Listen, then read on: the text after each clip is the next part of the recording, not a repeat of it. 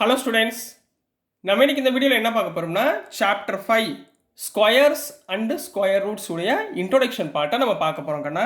So squares and square roots போக முன்னாடி வந்து நீங்கள் ஸ்கொயர்னால் என்னன்னு படிச்சுக்கணும், சரிங்களா? இனிமேல் இருந்தால் நீங்கள் கவனமாக எயித்துலேருந்து கொஞ்சம் நல்லா ப்ரிப்பேர் பண்ண ஆரம்பிக்கணும், சரிங்களா?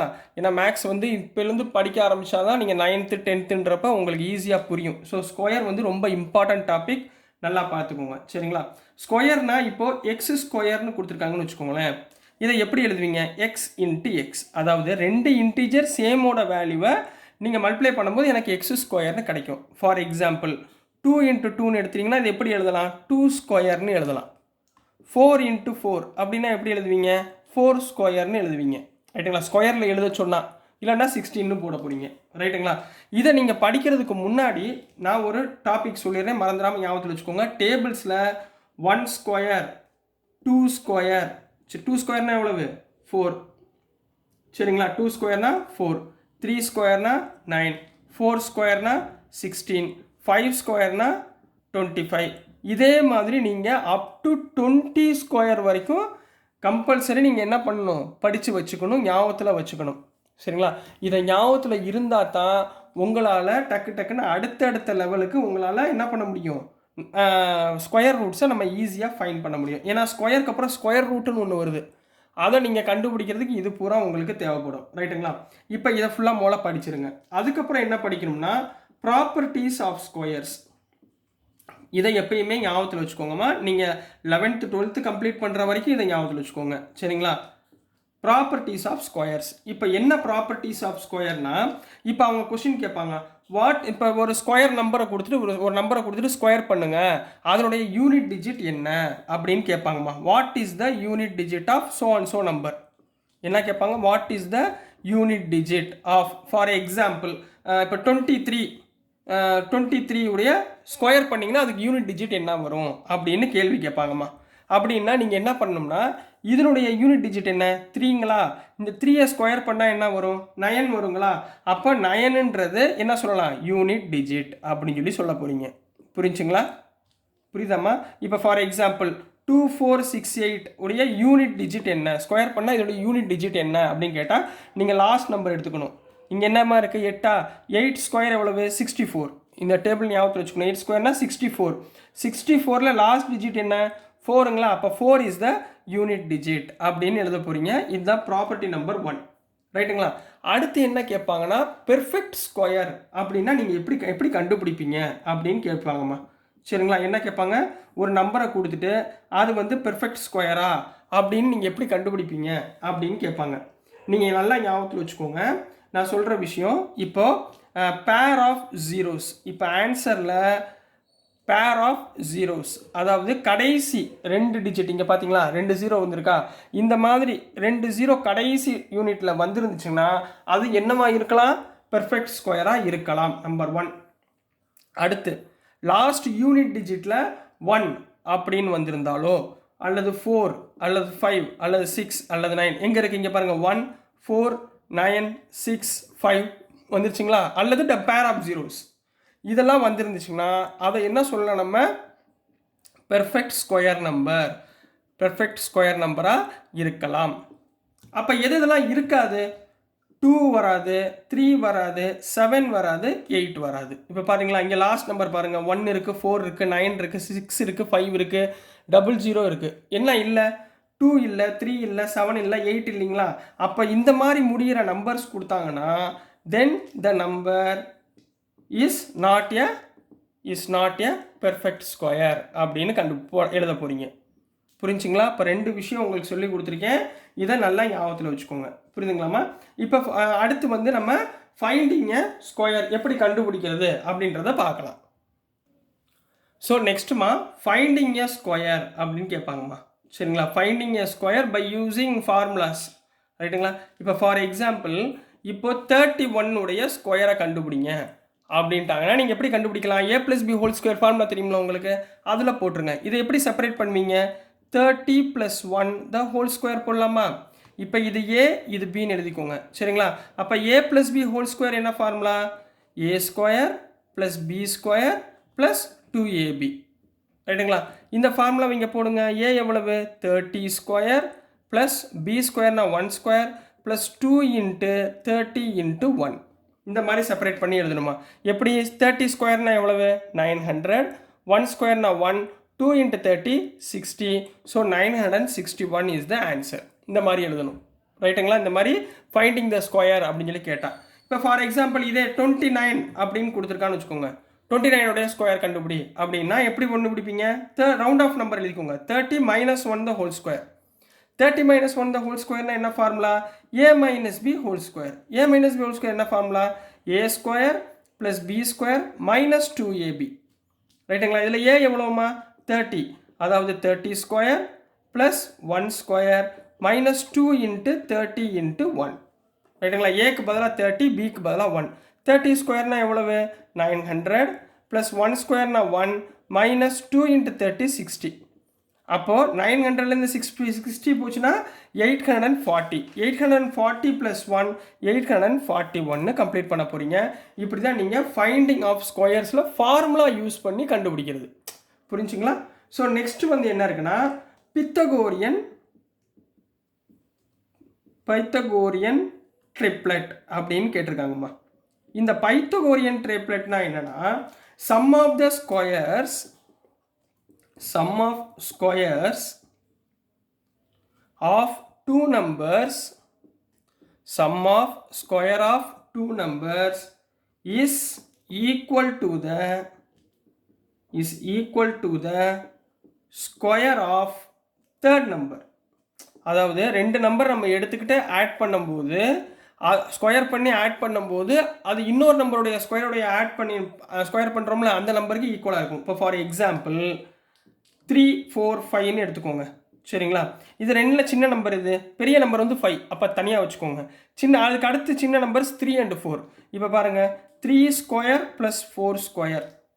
3 ஸ்கொயர் ப்ளஸ் 4 ஸ்கொயர் என்னமா வரும்? 3 ஸ்கொயர்னா 9, 4 ஸ்கொயர்னா 16. 9 + 16 25ங்களா? 25 எப்படி எழுதலாம்? 5 ஸ்கொயர்னு எழுதலாமா? இங்கே பாருங்கள் 5ஓட ஸ்கொயர் வந்துச்சா? அப்போது 3 square plus 4 square equal to 5 ஸ்கொயருங்களா? இங்கே பாருங்கள் 3 ஸ்கொயர் 4 ஸ்கொயர் இது ரெண்டையும் ஆட் பண்ணும்போது எனக்கு வரக்கூடியது தேர்ட் பார்ட்டியோடைய ஸ்கொயர் வந்துருச்சுங்களா? ஸோ இதுக்கு இப்படி பண்ணுறதுக்கு பேர் தான் பித்தகோரியன் ட்ரிப்ளெட் அப்படின்னு சொல்லி சொல்லுவோம். ட்ரைப்ளெட் 3. இதை வந்து இதுக்குரிய ஃபார்முலா என்னன்னா ஞாபகத்தில் வச்சுக்கோங்க. 2m into m square minus 1. Sorry, first term 2m இருக்கும், second term m square minus 1 இருக்கும், third term m square plus 1 இருக்கும். ரைட்டுங்களா? புரிஞ்சுங்களா? இப்படி தான் ட்ரிப்ளெட்டை ஃபைன் பண்ணுவோம். இப்போ for example if m equal to 1ன்னு வச்சுக்கோங்கம்மா. அப்போ 1ன்னு எடுத்துக்கிட்டிங்கன்னா ஃபஸ்ட்டு என்னம்மா இருக்கும்? ஃபஸ்ட் நம்பர் என்னவா இருக்கும்? 2 இன்ட்டு 1 2. ரைட்டுங்களா? செகண்ட் நம்பர் 1 இருந்தால் 1 ஸ்கொயர் 1, 1 மைனஸ் 1 0. தேர்ட் இது 1 + 1 2. அப்போ இது ஒரு ட்ரிப்ளெட். இப்போ பாருங்களேன் 2 square plus 0 square equal to 2 square. புரிஞ்சுங்களா? இது ரெண்டும் ஈக்குவலாக இருக்குமா? இதை தான் என்ன சொல்லுவோம்? இதில் எம்முக்கு பதிலாக எந்த நம்பர் வேணாலும் போட்டுக்கலாம். 5, 6, 7, 8 நீங்கள் எந்த நம்பர் வேணாலும் போட்டுங்க. இதை யூஸ் பண்ணி தான் நம்ம என்ன பண்ணுவோம்? ட்ரிப்ளெட்டை ஃபைன் பண்ணுவோம்.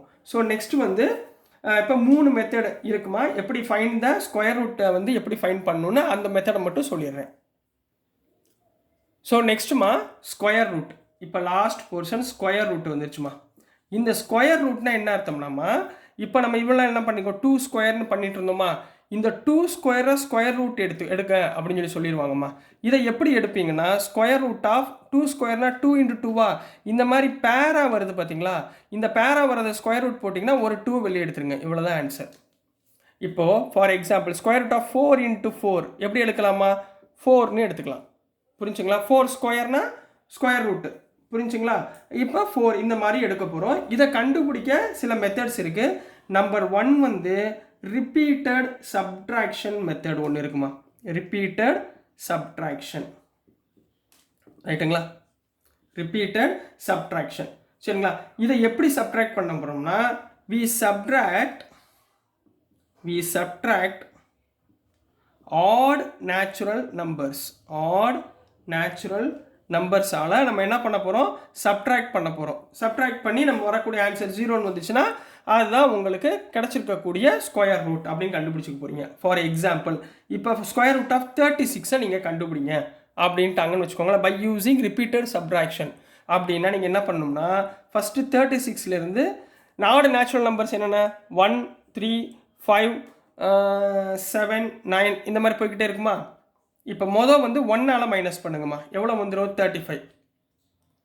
அடுத்து 35ஐ 3ஆல் மைனஸ் பண்ணுங்க, ரிமைனிங் 32. அடுத்து 32ஐ 5 நம்பரால் மைனஸ் பண்ணுங்க 27.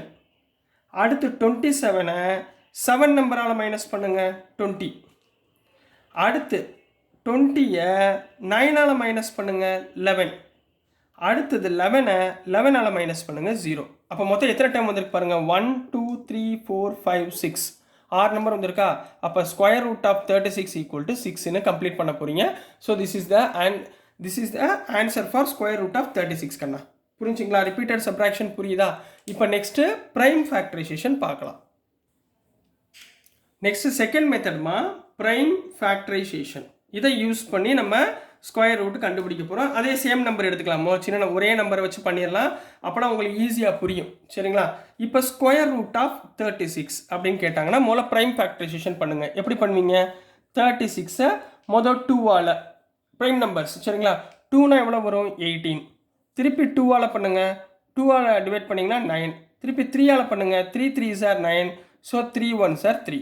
ஸோ இந்த ஃபேக்டர்ஸை இங்கே எழுதுங்கம்மா. அப்போ என்ன வந்துடும்? Square root of 2 × 2 × 3 × 3. உங்களுக்கு என்ன சொன்னேன்? பேர் ஆஃப் நம்பராக இருந்தால் ஒரு நம்பரை வெளியே எடுக்கலாம்னு சொன்னேன் ஸ்கொயர் ரூட்டில். இப்போ இங்கே எத்தனை பேர் ஆஃப் நம்பர் இருக்குது? 1 2. அப்போ இதுலேருந்து ஒவ்வொரு நம்பர் எழுதுங்க. 2 2லேருந்து ஒரு 2 எடுத்துக்கோங்க, 3 3லேருந்து ஒரு 3 எடுத்துக்கோங்க. அப்போ 2 × 3 எவ்வளவு? 6. இப்போ square root of 36 equal to 6ன்னு வந்துருச்சுங்களா? இது என்ன மெத்தடுமா? Prime factorization method. புரிஞ்சுங்களா கண்ணா? இப்போ last one, third one, long division method. Long division method கண்ணா. சரிங்களா? இதை யூஸ் பண்ணி நம்ம ஃபைண்ட் பண்ண போகிறோம். இப்போ லாங் டிவிஷன் மெத்தடுக்கு நீங்கள் 36 எடுத்தால் டேரெக்டாக உங்களுக்கு வந்து என்ன வந்துடும்? 6 6 36ன்னு முடிச்சிருவீங்க. ரைட்டுங்களா? இப்போ நான் என்ன பண்ண போகிறேன்னா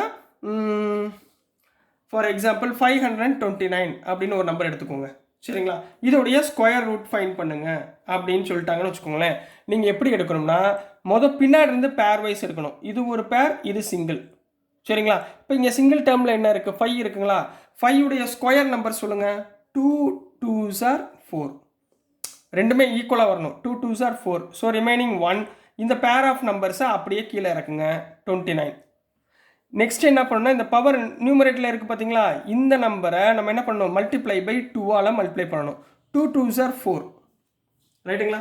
எனக்கு லாஸ்ட் டிஜிட் இங்கே 9 வந்திருக்கு. இப்போ பாருங்கள், 43 × 3. இங்கே 4 இருக்கா? 4. 3 3s are 9. 3 3s are 9. 3 4s are 12 வந்துருச்சுங்களா? அப்போ 343. 43 × 3 129. So remainder 0. So LCM of 529 is 23ன்னு கம்ப்ளீட் பண்ண போகிறீங்க. So this is the answer for square root of 529 கண்ணா. ஸோ டியர் ஸ்டூடெண்ட்ஸ், நம்ம பேரண்ட்ஸ் கஷ்டப்பட்டு உங்களுக்கு சிபிஎஸ்சியில் படிக்க வச்சுக்கிட்டு இருக்காங்க. ரொம்ப நிறைய ஃபீஸ் பே பண்ணுறாங்க. ஸோ நீங்கள் உங்களோட டியூட்டியை கரெக்டாக பண்ணிங்கன்னா தான் அவங்களுக்கு பெருமையாக இருக்கும். ஸோ நீங்கள் படிக்கிறப்ப ரொம்ப கான்சன்ட்ரேஷனோட நல்லபடியாக படித்து நல்ல பெரிய ஆளாக வரணும்னு வாழ்த்துறேன். ஸோ என்னோடய வீடியோஸ் உங்களுக்கு புரிஞ்சிருக்கும்னு நம்புகிறேன். பிடிச்சிருந்துச்சுன்னா மறக்காமல் லைக் பண்ணுங்கள், ஷேர் பண்ணுங்கள், மறக்காமல் சப்ஸ்கிரைப் பண்ணி சப்போர்ட் பண்ணுங்கள் ஸ்டூடெண்ட்ஸ். தேங்க்யூ.